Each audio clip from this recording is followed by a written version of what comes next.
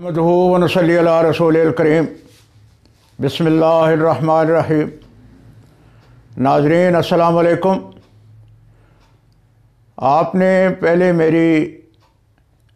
Video देखी, lecture सुना जो हुक्म इम्तनाई पर था। आज का लेक्चर इस टॉपिक पर है कि जब कोई अदालत हुक्म इम्तनाई का ऑर्डर करती है, यानी कि वो किसी भी पार्टी को दावे के दौरान कोई काम करने से रोक देती है, यानी कि अगर किसी को मुद्दई को ये हो कि उसकी प्रॉपर्टी पर कब्ज़ा होने वाला है, मुद्दई को रोका जाए कि वो कब्ज़ा ना करे, लेकिन मुद्दई पार्टी कब्ज़ा कर लेती है, या कोई शख्स गैर कानूनी तामीर कर रहा है और अदालत ने ऑर्डर कर दिया है कि ये तामीर रोक दी जाए, लेकिन वो तामीर करता है उसके बावजूद, या कोई भी ऑर्डर हुक्म इम्तनाई आर्जी का ऑर्डर पास करती है और पार्टी वो इंटेंशनली जानबूझकर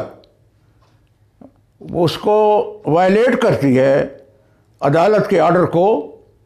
तो अदालत के पास पावर्स हैं कानूनी तौर पर कि उसके ख़िलाफ़ तौहीन अदालत की प्रोसीडिंग्स की जाए। अब वो प्रोसीडिंग्स आमतौर पर मुद्दई पार्टी की तरफ से होती हैं, क्योंकि वो मुद्दई के हक़ में हुक्म इम्तनाई का ऑर्डर पास हुआ होता है, तो वो दरख्वास्त देते हैं। क्योंकि ऑर्डर 39 रूल 1 एंड 2 के तहत, ऑर्डर 39 रूल 1 एंड 2 CPC के तहत हुक्म इम्तनाई पास हुआ होता है, ऑर्डर होता है, तो जब उसकी वायलेशन होती है तो ऑर्डर 39 रूल 2 सब रूल 3 और सब रूल 4 के तहत भी पावर्स हैं, वो भी मैं अभी बयान करता हूँ। तो जब भी कोई शख्स वायलेट करता है, डिसओबीडियंस करता है अदालत के हुक्म की, तो उसके ख़िलाफ़ हुक्म इम्तनाई की प्रोसीडिंग्स शुरू हो जाती हैं, और वो अलहदा से शुरू होती हैं, दावे से अलहदा। और ये एक किस्म की सेमी सिविल और क्रिमिनल प्रोसीडिंग्स होती हैं। इसमें सज़ा होती है जो कि 6 महीने तक है, और जुर्माना होता है, और उस शख्स की प्रॉपर्टी को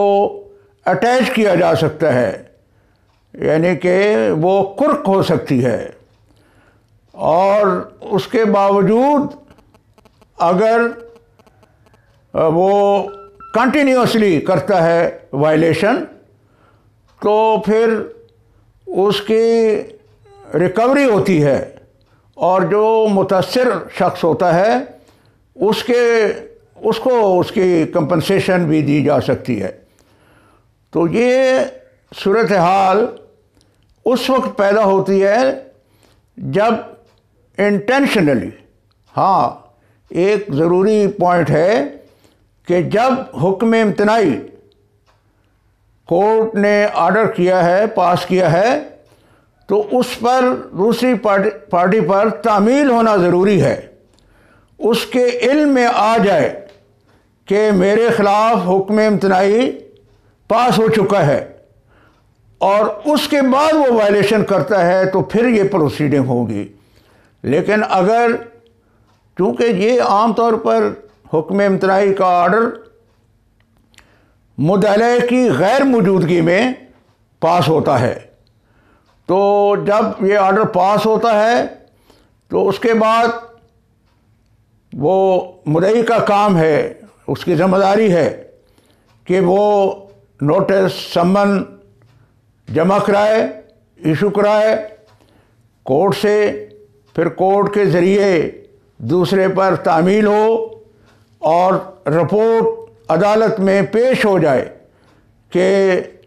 जो प्रोसीडिंग्स अदालत में हुई हैं और जो ऑर्डर ने हुक्म जारी किया है वो मुद्दई की नॉलेज में आ चुका है। अब उस रिपोर्ट के बाद फिर भी वो वायलेशन करता है तो फिर ये प्रोसीडिंग्स होती हैं और आम तौर पर इसका लॉ है ये 15 डेज़ तक ऑर्डर होता है। हाँ, अगर किसी वजह से उस पर तामील ना हुई हो तो फिर कोर्ट एक्सटेंड करती है उस ऑर्डर को और उसके बाद फिर उसको जारी नोटिस होते हैं और वो फिर पेश होते हैं। तो फिर आगे जब वो उसका जवाब देते हैं, जवाब दावा देते हैं या दरख्वास्त का जवाब भी देता है साथ, तो फिर ये स्टे ऑर्डर 6 माह तक जारी रहता है, वरना उसके बाद ये सीज़ हो जाता है। हाँ, अदालत फिर वजह बताती है कि ये किस वजह से आगे मज़ीद एक्सटेंड हो रहा है, लेकिन ये बात सारी फिर साबित करनी पड़ती है और मुद्दई को कि ये वायलेशन बाकायदा इस पर गवाही होती है, बयान होता है, मुद्दई को भी मौका दिया जाता है, मसूल अलैह को, कि वो अपना मौक़िफ़ पेश करे। और जब अदालत ये साबित कर लेती है कि इंटेंशनल वायलेशन हुई है कोर्ट के अहकामात की, तो फिर उसकी वो जो मैंने ज़िक्र किया है कि उसको 6 महीने की सज़ा तक मिल सकती है, उसकी प्रॉपर्टी अटैच हो सकती है,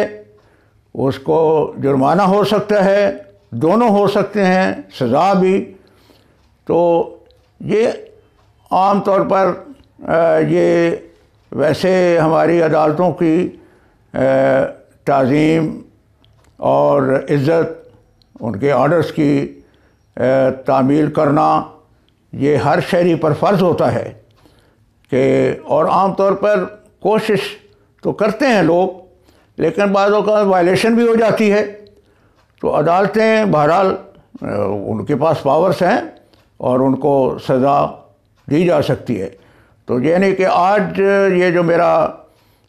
लेक्चर है, इसको हुक्म इम्तनाई के साथ देखा जाए। पहले लेक्चर हुक्म इम्तनाई पर आ चुका है, वो लेक्चर आई बटन में मौजूद है, आप वहाँ आई बटन में जाकर उसको भी देखें पहले लेक्चर को, और फिर इसको सुनें। उसके मुताबिक फिर आइंदा ज़िंदगी में यकीनन किसी के साथ भी ये वाक़यात हो सकते हैं और यकीनन वकला के लिए भी ये इल्मी मामला है। तो थैंक यू वेरी मच।